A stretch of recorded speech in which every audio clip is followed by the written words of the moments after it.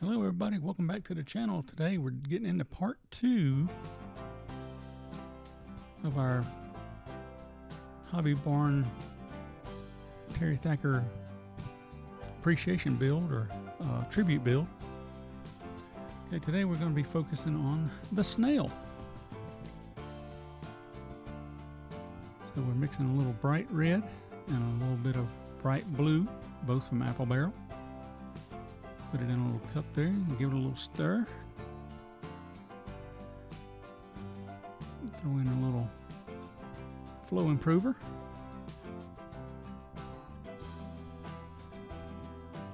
You have to kind of play around with it. You don't want it too thin. And you don't want it too thick either.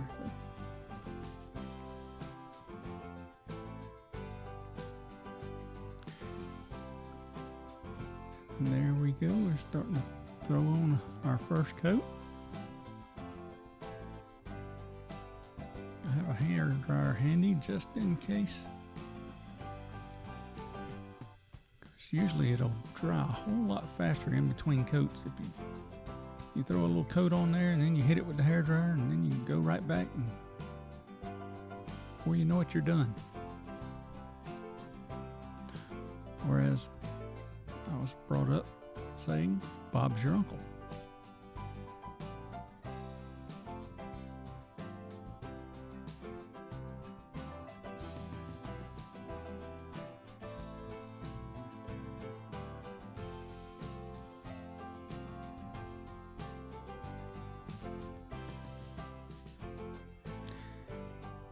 In conversations with Jess, I asked her, I said, what is your favorite color? And she said purple. So she wanted her snail shell to be purple. And yes, the body of the snail is Tamiya pink primer.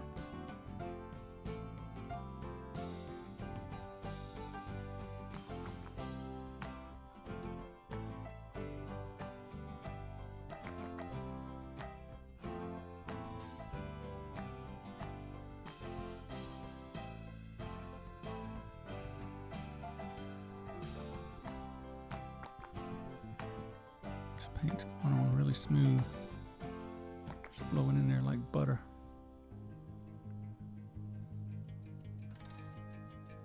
And the thing about this is it's so easy to clean up. Even if you go outside your lines or you make a little smudge, a simple little Q-tip, it'll rub it right off and you won't be left with a stain.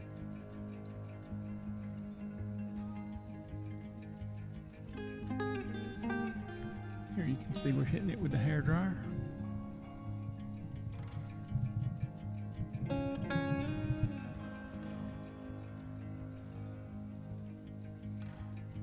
And there's a couple places we rubbed off. I'm just going to come back in with the fine brush and touch up those little details.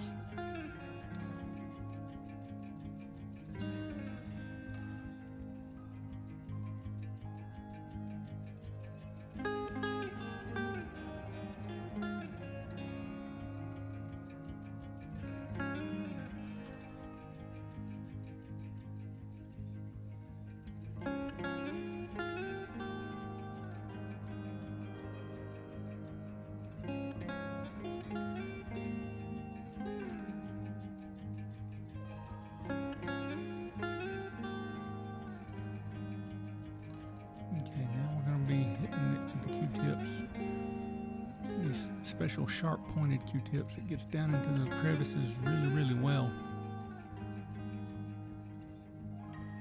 And if you want to, you just hit it with a little bit of water, just to moisten it just a little bit. Now it will take off the acrylic paint, but it will not take off the primer. So that's what I'm saying. If you go outside your lines or whatever, then you can always come back and it'll wipe right off of your base.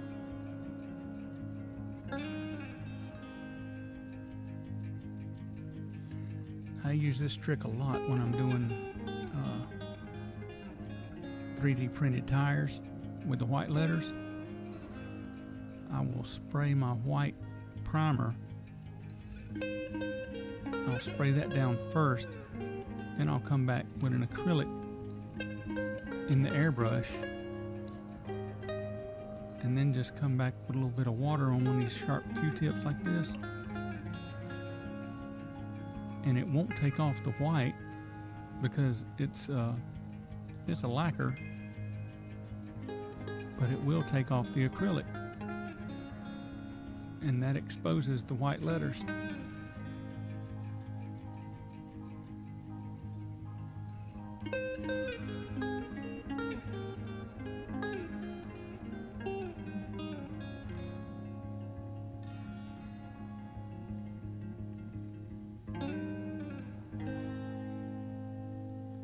I had to put on my super specs for this because this stuff is really tiny and hard to see.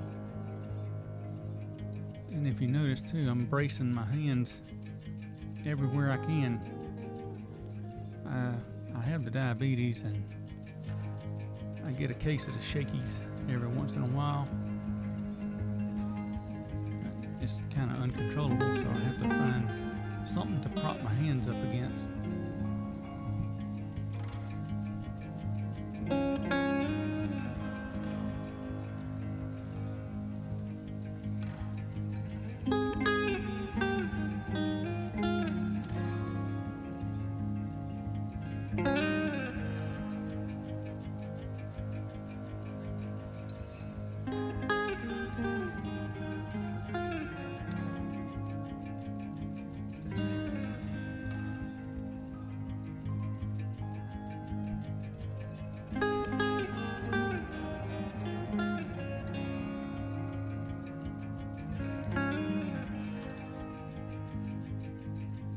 Once we get just the Snail out of the way, we will be going into the upholstery part of this build.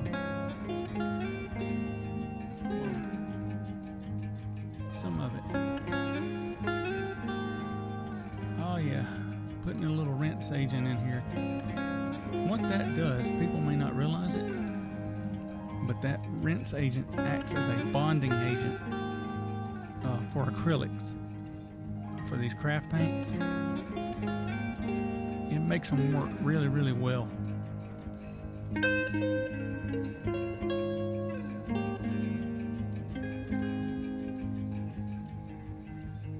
I'll just throw in a few drops and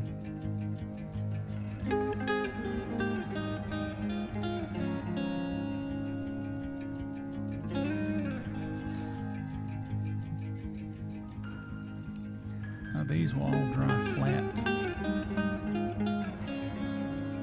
but you can come back later. Yeah, we're fixing to have a boo-boo here.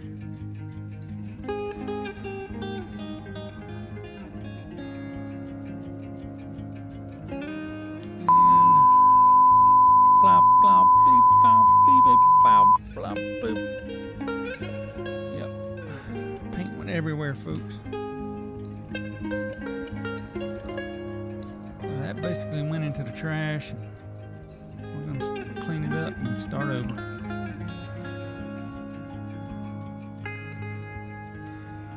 For some reason, I wasn't paying attention to the medicine cups, and I grabbed the wrong medicine cup, and it's got the nub in it. And that stir stick hit that nub, and when she did, it flung paint everywhere. But again, the good part about it was craft acrylics, and just soap and water cleaned it right up.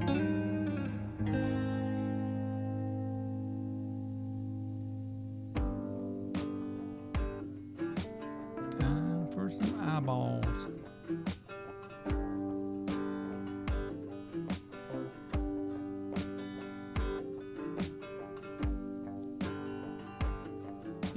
See, I'm having to really brace my hands there to try to stay steady.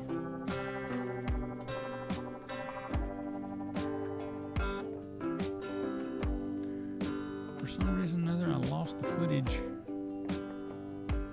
of the pupils and the blue part.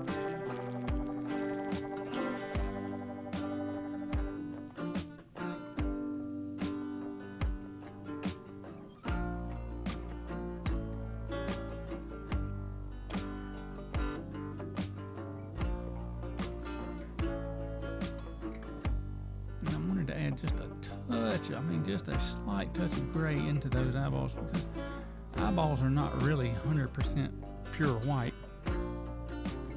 And there I had to pull up a picture of the snail itself to get references. Okay, now that we've got the eyeballs painted, we want to give them that super glossy look. So I'm using the Bondic pen. It's basically a clear resin, and once you hit it with that UV light, it will dry hard as a rock. But it will have a super shine to it. And it'll make the eyeballs look as if they're wet.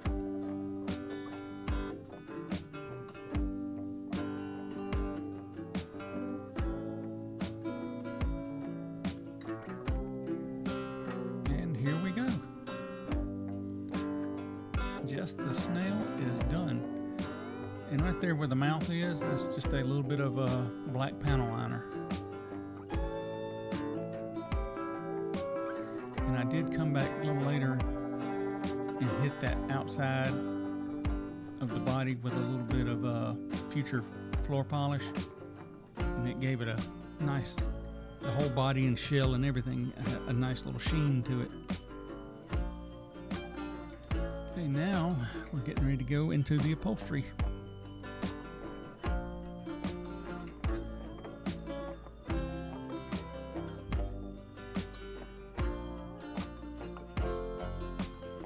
As you can see, I've got my seats painted Pappy Red. And the way you achieve that is Tamiya Pink Primer. And it's TS 47, I believe. Whatever the bright red is. Now I'm going to give it a little bit of depth. I'm going to throw a little bit of true burgundy in there. I'm basically going to make a wash. And what I want to do is it to fill in those little cracks and crevices to give those seats a little bit of depth. And also to take off some of that super bright shine that's on the seats. I want it to have more of a vinyl look by the time I'm done with it.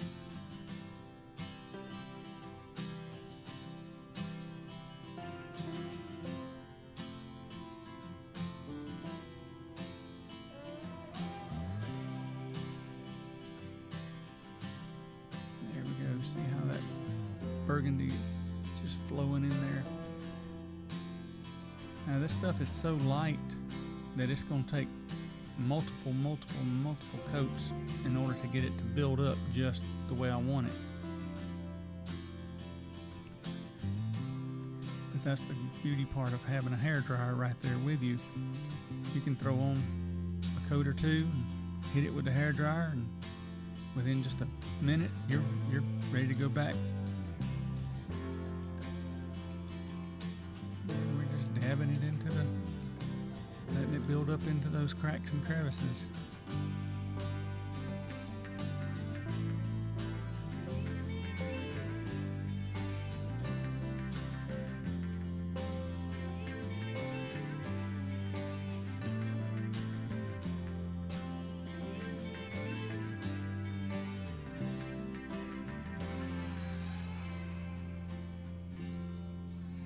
And we're going to let that dry for a minute or two. I'm going to get back on this one again.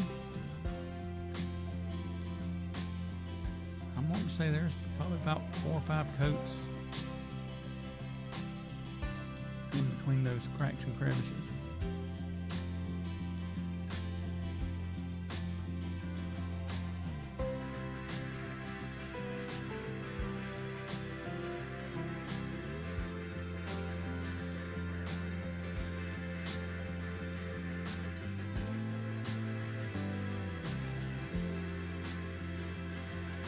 some of this craft paint, you have to kind of watch it, because some of it, straight from the bottle, it'll be super runny, and others it'll be super thick. Now, me personally, I would rather it be thick, because you get more in there when it is thick, because you can always thin it down.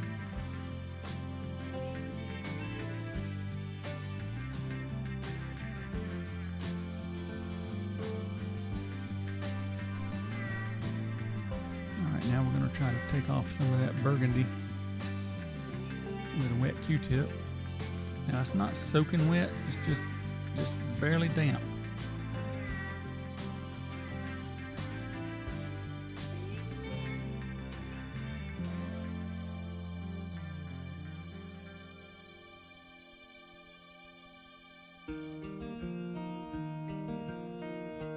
Now, I have experienced in the past, the longer you let that craft paint set up, the harder it becomes to remove.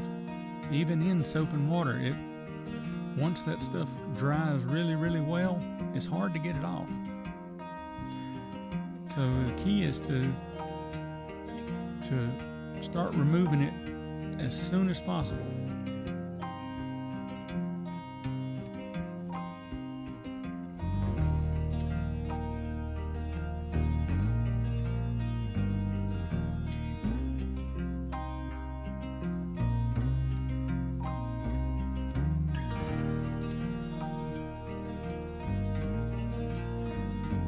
See some of the shine starting to come back through.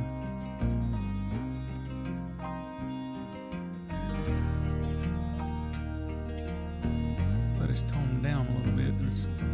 It's not that super bright.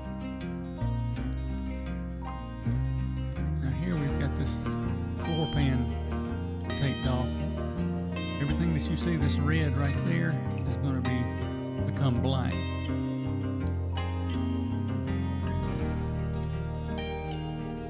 See the headliner in there now, and that's the Beast. That Beast Hemi is sitting up in there, and man, that is a monster of an engine.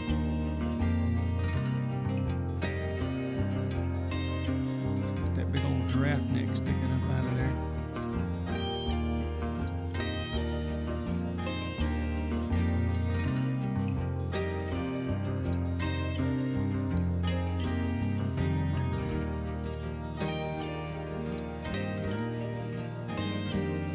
Red looks good up inside that. Now the drapes and everything, they're probably going to be more of a burgundy with gold tassels.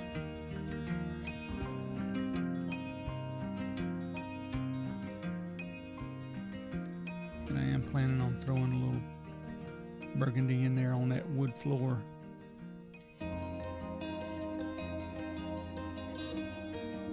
Kind of give that a little bit of a contrast.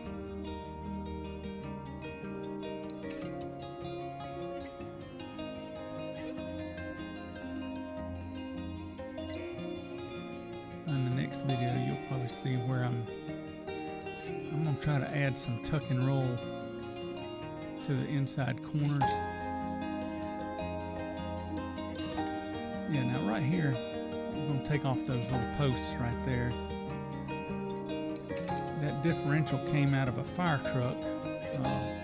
Like I said, I'll get stuff from yard sales, or people will donate stuff to me. I don't know what I'm going to use them for, and I'll just put them in a box until a build like this comes along. Right here, we're looking at the factory motor, 7.14 grams compared to the Beast. Beast is weighing in at a whopping 21.53 grams. That is a monster, folks. All right, until next time, I hope you enjoyed the show, and